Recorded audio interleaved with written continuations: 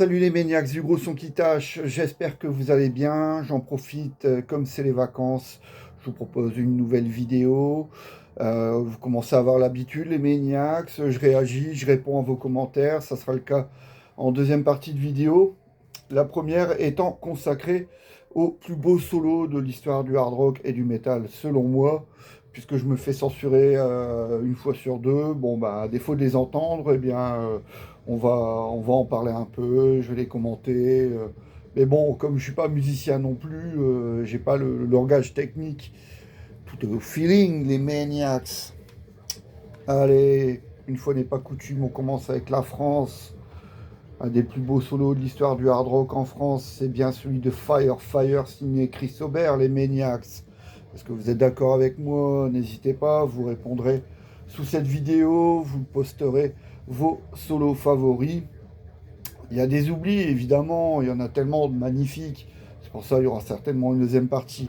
Donc voilà, celui-là, Chris Aubert, Warning, sur le deuxième album, Fire Fire en 1982. Magnifique, hein, un peu comme celui de Alex Kolnick, un solo relativement long, mais plein de rebondissements, ce qui fait que pendant tout le morceau, on ne s'ennuie pas. Et le solo ne fait qu'accentuer l'excellence de ce morceau, il le magnifie en fait. Toujours en France, déjà évoqué le solo de l'élite sur le premier album de Trust, solo signé Norbert Krief, encore une fois, le solo qui me file le grand frisson à chaque écoute et signe de qualité. Ça m'arrive même de retourner en arrière pour l'écouter une deuxième fois de suite parce que la première écoute, je ne l'ai pas écouté suffisamment avec suffisamment d'attention. Comme j'étais pas assez, ça arrive hein, parfois. Ah mince, j'ai loupé ce passage alors que je l'adore. Je n'étais pas suffisamment concentré. Allez, bim, c'est le cas de l'élite, ouais. Jackie Lee, un des tout meilleurs guitareros, un de mes favoris, qui fait ses débuts avec Ozzy Osbourne sur l'album Bark at the Moon et le solo de Bark at the Moon, magnifique, assurément un des plus connus de l'histoire du hard rock. L'objet du délit, puisque j'avais proposé le solo de Twisted Truth, les solos de Twisted Truth signés Patrick Mameli du groupe néerlandais Pestilence en 91, le troisième album Testimony of the Ancients. Et c'est vrai que ce sont de magnifiques solos, c'est le death metal qui se veut beau, mélodique, beau, bien interprété, bien produit. C'est Scott Burns, donc voilà, les solos sont magnifiques, retenez Twisted Truth de Patrick Mameli et son Pestilence en 91. Kirk Hammett, le solo final de The Four Horsemen. Et oui, il y apporte sa touche, c'est quand même assez différent du style chaotique de Dave Mustaine. Et ce solo-là, je leur sors le vinyle du coup. Ce solo-là, même si il ne faisait partie du groupe que depuis 2-3 semaines, respect parce que voilà, encore une fois le solo qui me file le grand frisson. C'est donc le solo final de The Four Horsemen, le Mechanics de Dave Mustaine, rebaptisé Four Horsemen sur cet album Kill 'Em All. Mais bon, de toute façon, cet album, c'est un album de guitare, hein, tous les solos.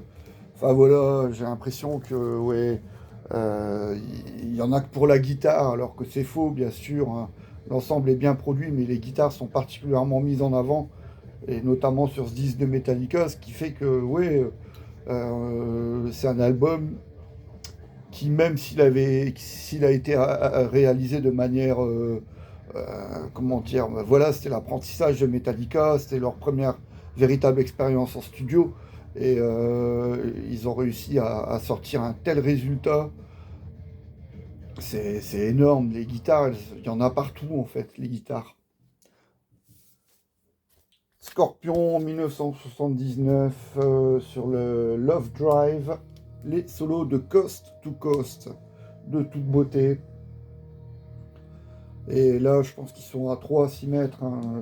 Non seulement Michael Schenker, Mathias Siabt, mais je pense que c'est également Rudolph, il va de son petit solo. Mais voilà, mais là aussi, encore une fois, un album de guitare, hein. Les guitares, Elles ont vraiment... il y en a partout, en fait. Elles ont du mordant. Ouais, encore une fois, ça pourrait être dans les albums les mieux produits, hein, le Love Drive de Dieter Dierks pour Scorpion. Mais ouais, c'est assez compliqué en fait, hein. Voilà. Forbidden, le plus beau solo sur l'album, c'est celui de Full Eyes of Glass. Alors, où est-ce Craig Cicero ou Glenn Alveles, mais ou les deux, hein, ils peuvent très bien faire chacun leur solo, mais bon, sur ce titre, Full Eyes of Glass, c'est quand même, voilà, le solo qui me file le grand frisson. Après 10 000 écoutes, l'émotion intacte. Tout comme le Let There Be Rock, le solo final sur le Let There Be Rock d'ACDC. C'est un solo qui magnifie le titre en fait. On passe au stade supérieur, on est carrément au sublime, on touche au sublime. Sur ce titre, Let There Be Rock qui est magnifique, mais le solo final, voilà, magnifie le truc. Glenn Tipton évidemment sur Painkiller. Là aussi, les guitares, on s'en prend plein la gueule, tellement elles arrachent, quoi. Un peu comme Van Halen, Painkiller, Glenn Tipton.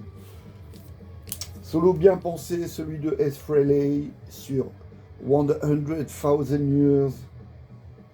C'est pas le meilleur guitariste de la planète, mais il avait son son, l'attitude.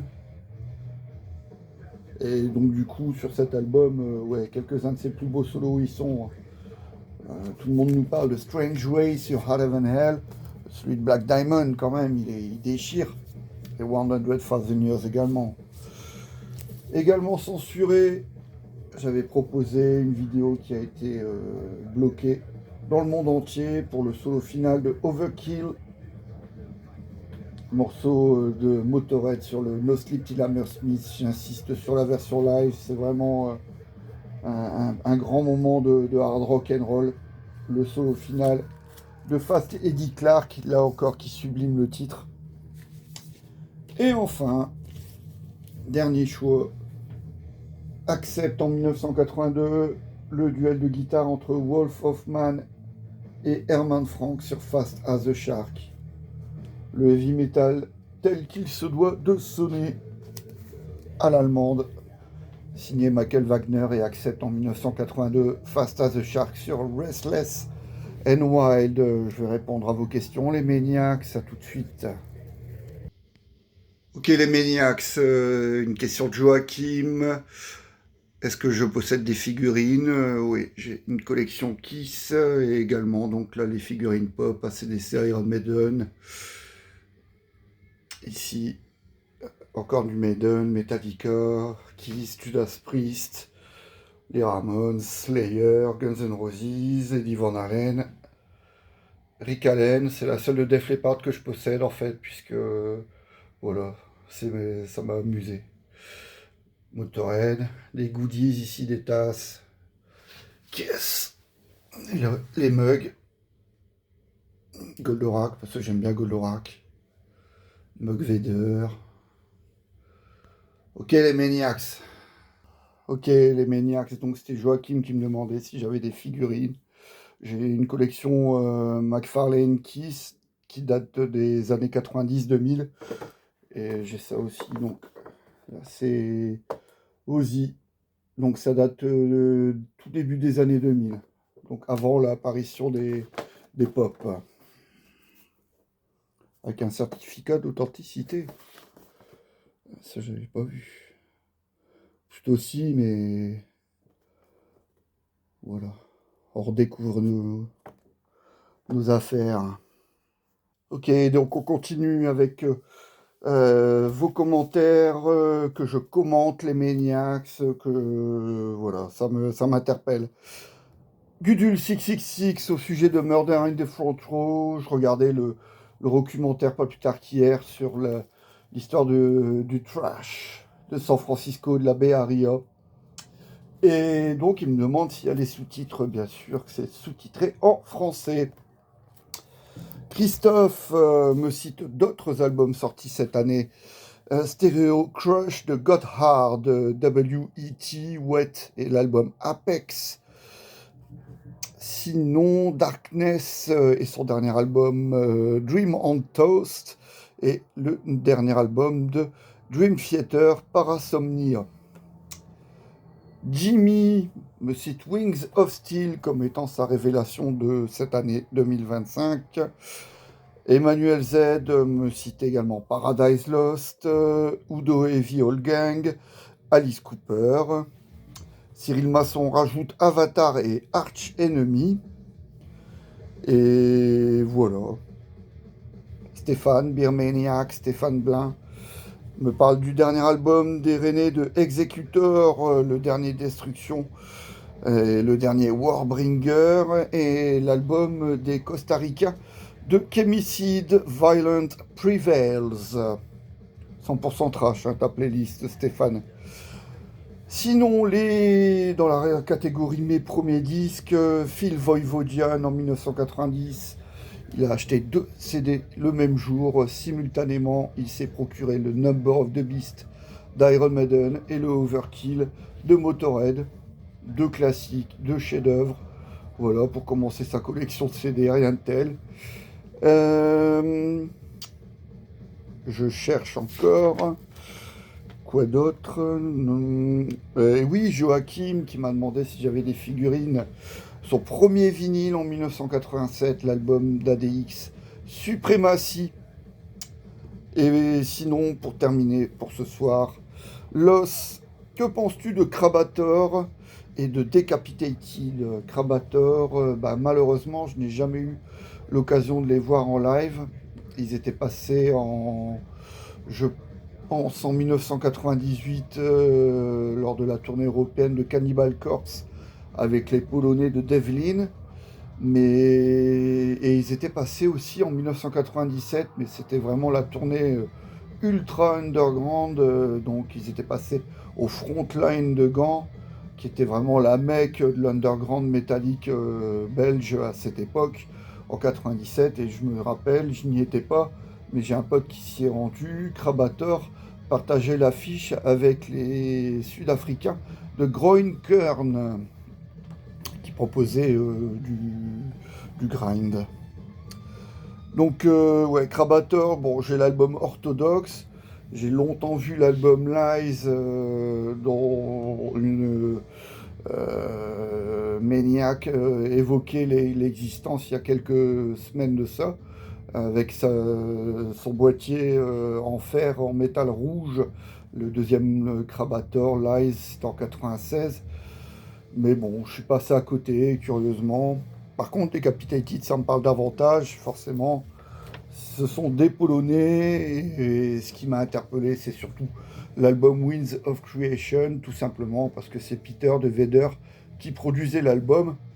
Et outre le producteur Peter de Vedder, la jeunesse des musiciens a fait que, voilà, forcément, j'ai tendu une oreille.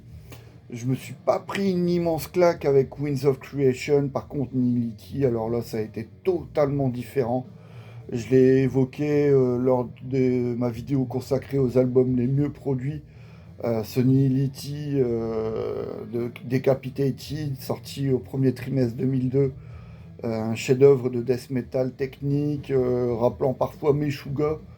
Mais ouais, il y a une approche résolument moderne dans ce death metal, mais j'ai adhéré, tout comme j'ai adhéré au suivant, Venegation, paru en 2004. Donc les 3 albums parus sur E-Rake, Winds of Creation, Nihility et Venegation sont indispensables. Après, ça me passionne moins. Sauron, le premier chanteur, est parti. Il a été remplacé par Kovan, qui malheureusement est depuis paraplégique suite à l'accident de bus que Decapitated a subi et provoquant la mort du batteur et frère de Vogue Vitek. Donc ouais, ça m'a moins passionné. Je retournerai peut-être les voir en concert, mais depuis Venegation en 2004, je m'y suis pas intéressé, voilà. Ok les Maniacs, prenez soin de vous. Et puis peut-être qu'on se retrouve demain. N'hésitez pas à poster sous cette vidéo quels sont vos solos de hard rock et metal préférés. A très vite les Maniacs, ciao.